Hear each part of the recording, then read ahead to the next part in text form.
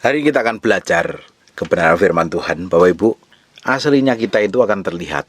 Yang dari dalam kita itu seperti apa, pengenalan kita akan Tuhan itu seperti apa, pengalaman kita dengan Tuhan seperti apa, kita ngidupin firman atau tidak, itu ketika kita ini ditekan, menghadapi persoalan, menghadapi masalah, kita bereaksi persis seperti orang dunia, atau malah kita bereaksi seperti Tuhan. Sehebat apapun juga kita, sesukses apapun kita, kalau reaksi kita salah di hadapan Tuhan, ujungnya tidak akan berkenan di hadapan Tuhan. Reaksimu hari ini akan menentukan kamu seperti apa di hadapan Tuhan. Reaksimu hari ini juga menentukan kamu itu sebenarnya siapa di hadapan Tuhan. Kalau reaksi kita benar, reaksi kita sesuai firman, kita akan dianggap lulus dan kita akan mengalami proses terus, dan kita akan ditinggikan tentunya melalui kejadian-kejadian yang ada. Tuhan sering izinkan pemurnian itu terjadi untuk kita naik level ke tingkat yang berbeda.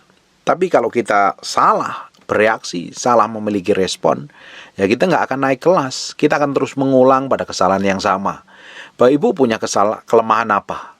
Kekurangan apa? Biasanya terus Tuhan akan ulang di kekurangan itu sampai Bapak Ibu ngalami kemenangan. Mau itu setahun, 2 tahun, sebulan, 2 bulan, pasti akan pengulangan-pengulangan yang terjadi. Seperti punya pola Tuhan itu. Tuhan itu bekerja, itu punya pola seringkali terulang, dan terulang kembali, dan terulang kembali. Karena Tuhan mau kita mengalami kemenangan, breakthrough, dan terobosan. Jangan sampai kita bereaksi salah. Kita akan lihat apa yang dilakukan Raja Uzia ketika dia bikin kesalahan yang fatal di hadapan Tuhan. Tapi Uzia dengan bokor ukupan di tangannya di 2 Tawarik pasal yang 26 ayat yang 19. 2 Tawarik pasal yang ke-26 ayat yang ke-19. Tetapi Uzia dengan bokor ukupan di tangannya untuk dibakar menjadi marah. Sementara amarahnya meluap terhadap para imam, timbullah penyakit kusta pada dahinya di hadapan para imam di rumah Tuhan dekat mezbah pembakaran ukupan. Padahal Raja Uzia ini raja yang luar biasa sekali. Ketika dia menjadi kuat, menjadi termasyur, terkenal, dia lupa diri. Dia harus takluk dan tunduk pada otoritas yang ada. Urapannya sebagai raja, tidak urapannya sebagai imam. Dia coba-coba menjadi imam dan urusannya dengan Tuhan. Tidak melakukan tepat seperti apa yang Tuhan mau. Ujungnya reaksinya salah, marah. Bapak Ibu, kita akan tahu aslimu seperti apa. Kita akan tahu asli kita seperti apa di hadapan. Coba cek saja reaksimu itu apa, seperti apa di hadapan Tuhan. Kalau ditekan, ngadepin masalah, ngadepin persoalan, reaksimu apa di hadapan Tuhan?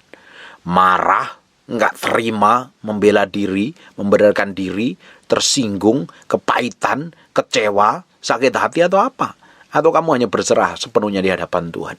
Semakin kamu tenang dan diam, menyerah sepenuhnya di hadapan Tuhan ketika menghadapi proses yang ada, dan kamu bisa mengendalikan dirimu dengan baik, menguasai dirimu dengan baik, dan menaklukkan dirimu pada pusat kehendak Tuhan, kamu akan lulus lewat proses yang ada, dan kamu naik level yang berbeda. Tapi kalau kamu gagal dan salah dan mengalami kesalahan, keputusan yang salah, sikap yang salah, kamu akan mengulang. Kamu akan mengulang pada persoalan yang sama terus sampai kamu mengalami kemenangan. Tidak heran kita ini kalau nggak ngalami proses dan ngalami kemenangan, kita akan mengulang terus. Kita harusnya mencapai destinasi Tuhan, kita akan mencapai destinasi Tuhan karena keputusan kita yang salah.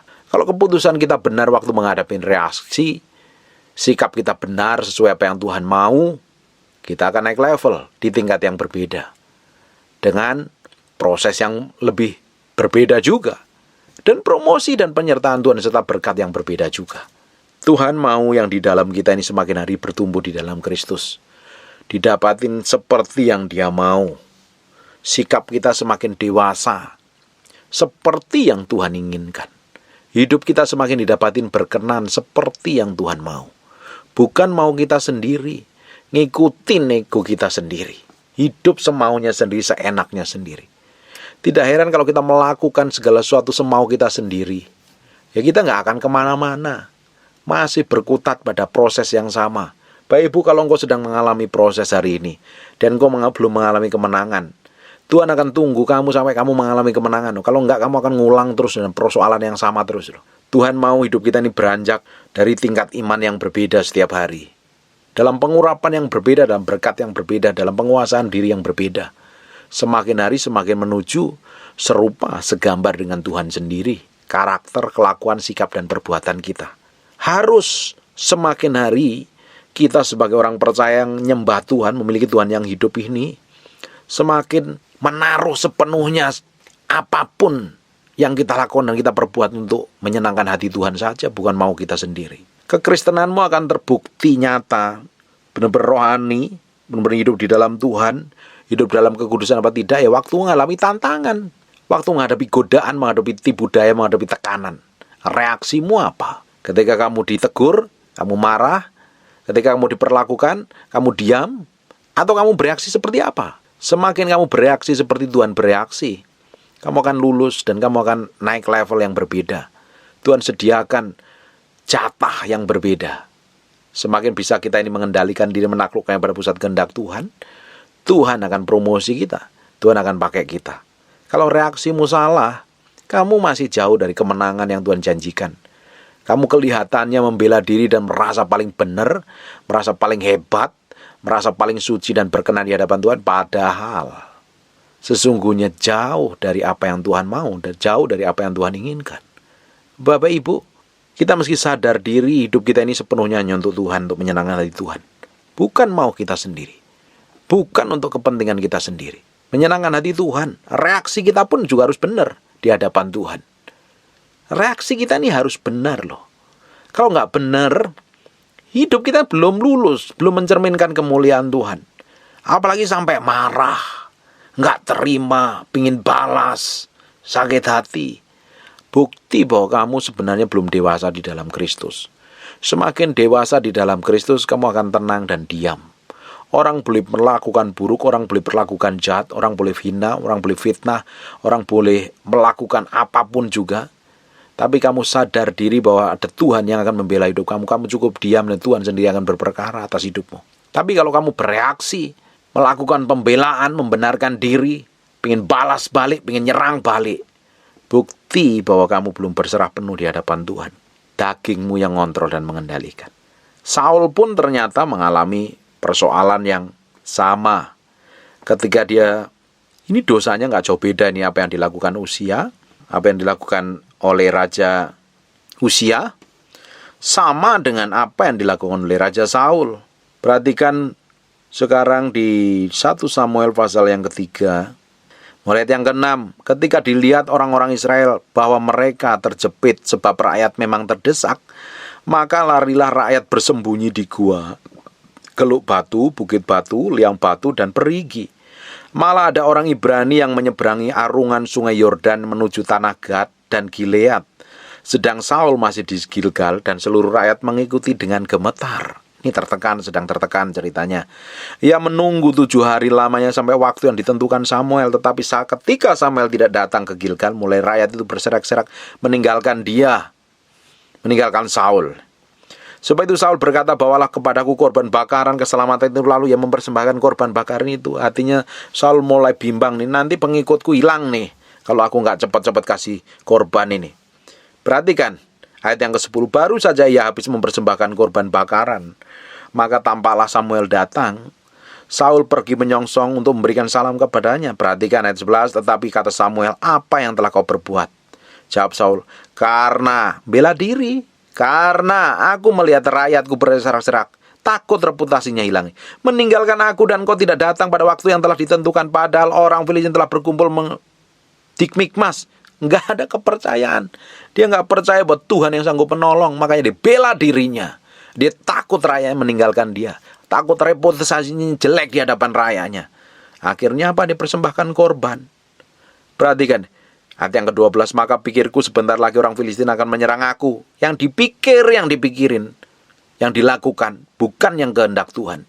Akan menyerang aku di Gilgal, padahal aku belum memohon belas kasihan Tuhan. Sebab itu aku memberanikan diri lalu mempersembahkan korban bakaran. Kata Samuel kepada Saul, perbuatanmu itu bodoh. Engkau tidak mengikuti perintah Tuhan Allahmu. yang diperintahkan kepadamu, sebab sedianya Tuhan mengokohkan kerajaanmu untuk atas orang Israel untuk selama-lamanya. Perhatikan ayat 14, hasilnya apa yang dilakukan karena kesalahan, sikapnya yang berbeda, reaksi yang berbeda yang tidak seperti apa yang Tuhan mau. Tetapi sekarang kerajaanmu tidak akan tetap. Tuhan telah memilih seorang yang berkenan di hatinya, dan Tuhan telah menunjuk dia menjadi raja atas umatnya. Karena engkau tidak mengikuti apa yang diperintahkan Tuhan kepadamu. Reaksinya salah, hasilnya salah, semuanya kacau dan berantakan.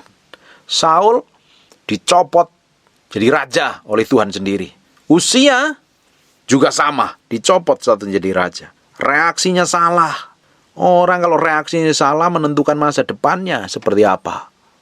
Kadang kita ini kalau ditegur nggak terima, marah, ngamuk, sakit hati, jengkel, dendam. Reaksimu salah di hadapan Tuhan, kamu sendiri akan berurusan dengan Tuhan. Kamu akan berurusan dengan Tuhan. Kekacauan yang akan kamu alami, kerusakan, hal yang buruk yang kamu akan terima. Kita itu kalau marah harus bisa mengendalikan diri kita dengan tepat. Kalau kita mengalami reaksi yang buruk, reaksi yang jelek, ya jangan bereaksi yang salah. Malah marah nih. Coba buka sebentar di Mazmur 4 ayat 4. Biarlah kamu marah tetapi jangan berbuat dosa. Bagaimana marah nggak berbuat dosa? Perhatikan baik. Berkata-katalah dalam hatimu di tempat tidurmu, tetapi tetap diam. Ngomong dalam hati kalau lagi marah, kesel, laporin ke Tuhan. Jangan bereaksi salah. Kamu bereaksi salah, ngamuk-ngamuk, menyakitin dengan perkataan orang lain, kamu lukain, kamu sakitin. Kamu nyakitin hati banyak orang dan ujungnya hidupmu malah kacau dan berantakan. Bapak Ibu, kita ini harus belajar menyerahkan diri sepenuhnya di hadapan Tuhan.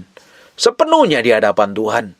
Supaya ketika proses datang, pemurnian itu datang, ujian itu datang, kita didapatin lulus, bukan malah gagal dan hancur. Respon hati kita akan menentukan seperti apa kita sebenarnya di hadapan Tuhan. Sedewasa apa, sematang apa, semengerti apa, secinta apa kita dengan Tuhan. Atau malah sebaliknya kita menjadi orang yang munafik, jahat, kelihatan rohani padahal busuk kelakuannya, sikapnya jelek. Tidak mencerminkan kemuliaan Tuhan. Hari ini kita mesti belajar berubah. Belajar dari apa yang dilakukan Uzia dan apa yang dilakukan Saul. Mereka adalah orang-orang yang gagal di hadapan Tuhan. Tidak melakukan seperti apa yang Tuhan mau. Tidak tepat secara ilahi. Dan ujungnya masa depannya hancur, kacau. Kita ini kalau nggak tepat seperti yang Tuhan mau, masa depanmu akan hancur dan kacau. Jatah yang Tuhan harusnya berikan kepadamu tidak kamu terima. Karena reaksimu yang salah di hadapan Tuhan. Reaksimu akan menentukan masa depanmu menjadi seperti apa, loh Bapak Ibu. Taruh hati kita sepenuhnya di hadapan Tuhan setiap hari. Harusnya setiap hari belajar firman, setiap hari dengerin khotbah, setiap hari ikut ibadah. Semakin hari karaktermu berubah, sikapmu berubah, kelakuanmu berubah, tindakanmu berubah. Jangan menjadi sama terus. Reaksimu juga harus berubah. Dan kamu akan mengalami breakthrough dan terobosan. Ngalami hal yang ajaib dan dahsyat yang Tuhan sediakan dalam hidupmu. Ngalami kemenangan. Ngalami promosi yang datangnya dari Tuhan sendiri. Amin. Saya berdoa Tuhan terus bekerja atas hidupmu. Melakukan pemurnian proses. Dan kau didapatin mengalami kemenangan dan promosi. Berkat kuasa otoritas yang Tuhan sediakan dalam hidupmu terjadi. Amin. Tutup matamu, kita berdoa. Bapa, dalam nama Yesus, terima kasih buat firman-Mu. Kami materaikan dengan darah Yesus.